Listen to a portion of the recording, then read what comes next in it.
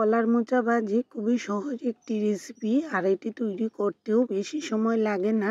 আজ তৈরি করছি আলু দিয়ে মোচা ভাজি।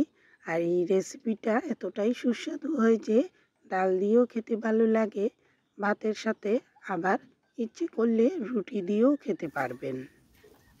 আলু আর মোচা কুচিয়ে রেখেছি।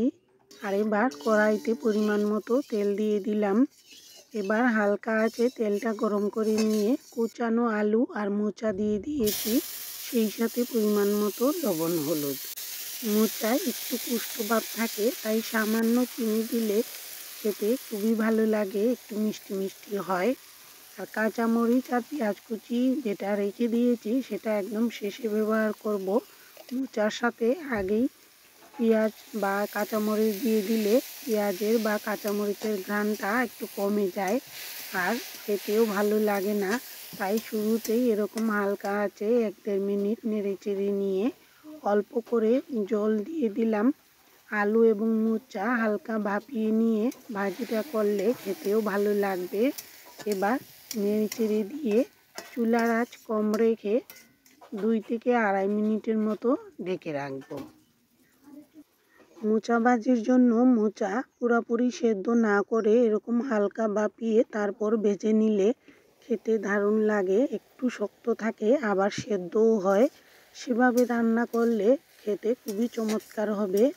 হালকা আঁচে 2.5 মিনিটের মতো ঢেকে রেখেছিলাম। ঢাকনাটা তুলে এবার আস্তে আস্তে মিডিয়াম আঁচে নেড়ে চেড়ে একটু পর পর জলটা শুকিয়ে নেব।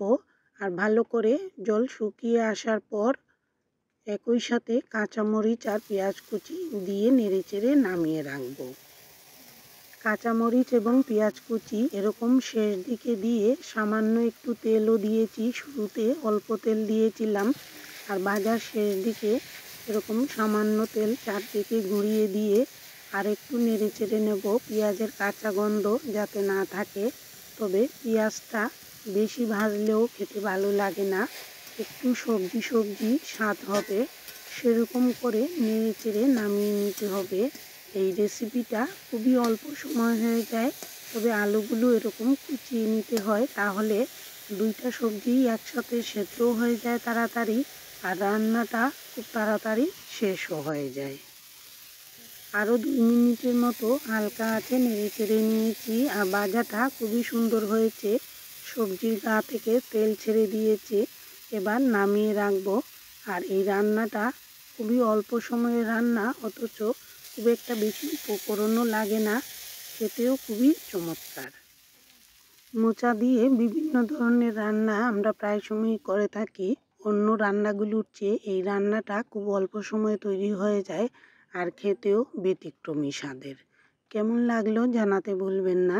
আর এতক্ষণ পাশে থাকার জন্য সবাইকে অসংখ্য ধন্যবাদ।